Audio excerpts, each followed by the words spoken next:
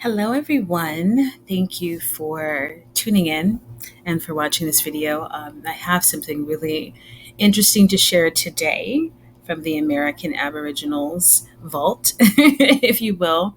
Um, I wanted to bring your attention today to the dynamic of English, I guess you could say, ancestry, or how British people were defined back in the day. And I think this is really important because when we talk about Europeans, we tend to automatically default and think that they were all quote unquote white.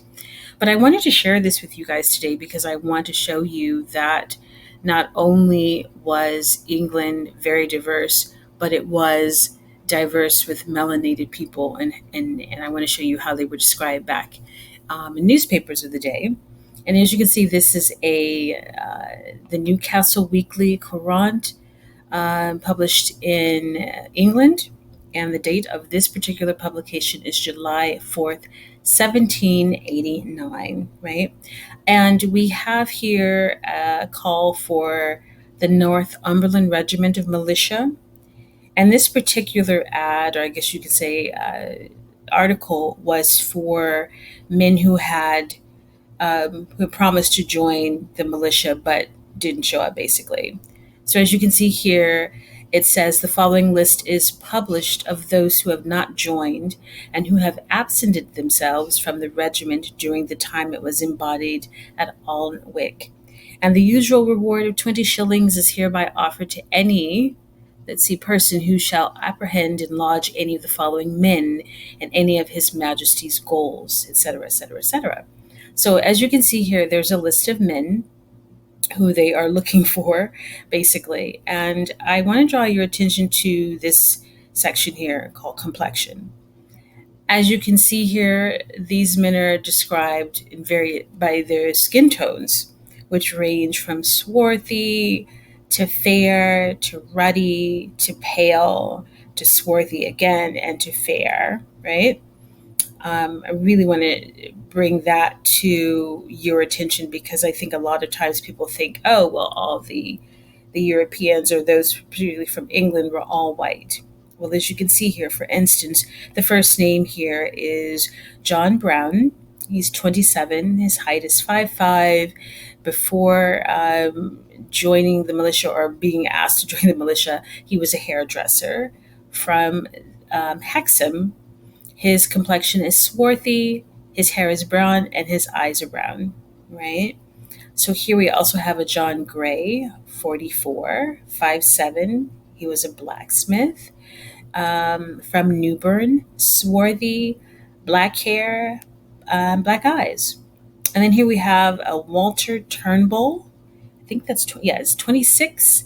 He is a sailor. I think back then I think N's or S's or something to that extent. But in any case, he is described as being ruddy with red hair and gray eyes. And then here's a James Cowing, 29, 5'7". He's a flax dresser from Dublin, swarthy, black hair and gray eyes. So the list goes on and on, right? So you see all these different men, various ages and backgrounds, and even where they're from and their complexions. Now, here's some people who are described as pale or fair, even fresh.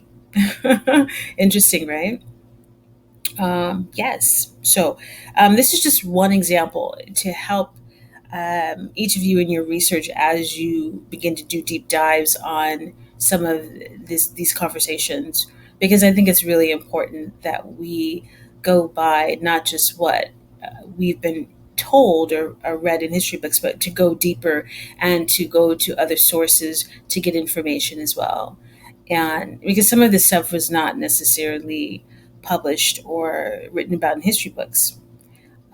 So this is just one example. I will show you another one. Here we have another example of men being described a certain way. This is again in the Caledonian Mercury in Edinburgh, Scotland. dated January 2nd, 1782. Again, we have a list of seamen who have deserted.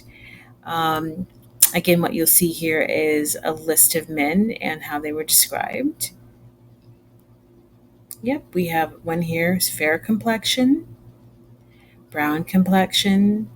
John Welsh is brown complexion. William Macmillan, let's see, brown complexion. George Moore, brown complexion. William Hill, brown complexion. Peter Ritfun, fair complexion. William Crawford, fair complexion. Henry Miller, ruddy complexion. See all of these men here? And this is to be noted too. I mean, we talk a great deal about surnames as well and make certain assumptions that men of a certain surname looked a certain way. Well, this is proof that, just because you had the name of Macmillan or Miller, that you were of a certain skin tone. But as you can see here, that's not necessarily true. These men were of various different skin tones, even with certain surnames. So, which, if you notice, men who came to America eventually were these same type of men who were swarthy and fair and ruddy and all of these different complexions with these particular surnames. So, again, this is another example of men being described based on who they were. Yeah, the list goes on and on. A lot of dark complexion, brown complexion men, and in the 1782 in Scotland. It's deep stuff, guys. Really, really deep.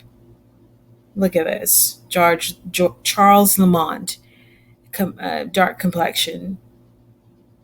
Daniel Fraser, um, swarthy complexion.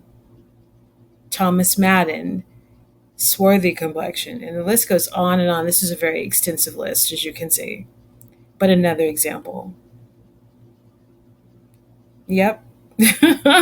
I wish I could go into all of the different articles that I found, but this is a good start to get you guys started. So yeah, continue doing your research.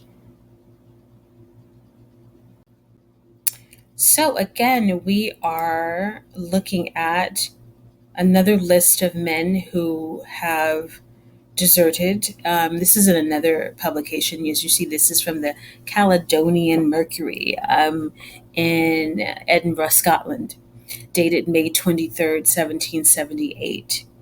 Again, we see names of men here described in detail. Thomas, for instance, Thomas Bridgestock, about 5 feet 8.5 inches high, born in the parish of Kettering and the county of Northampton, has black hair, gray eyes, a dark complexion, pitted with the smallpox, and is by trade a weaver. Here you have Thomas Leake, age 37, 5 feet 4 inches high, born in the town of Newport and the county of Salop, has black hair, brown eyes, and swarthy complexion. Right? Here's a Hugh Morrison, age 23, 5'8", born in the parish of Sintal and the county of Sutherland, has brown hair, brown eyes, a dark complexion, several large cuts in his head, and by trade a laborer. So again, you see continued descriptions of these men. Right? Again, some are fair, swarthy. Here's one, reddish complexion.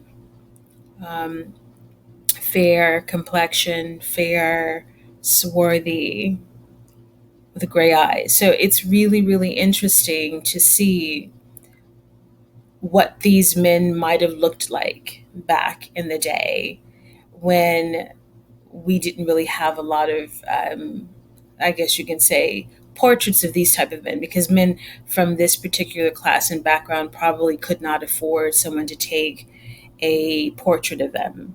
So all you had was the written description of what they looked like. And I think it's really important that we note that. So So, yes, of course, there are countless examples throughout these newspaper clippings, and I think it's important that we do a deep dive on all of our research and show and tell, like I'm doing right now, because I think when you start really talking about what is what in terms of the men who came to America at some point, they were all different ranges and colors and from different backgrounds. Now, some of you may know this as a general rule, but I think it's so fascinating when you actually see it written down and you see it printed somewhere else, and it's not been necessarily altered or tweaked. This is the actual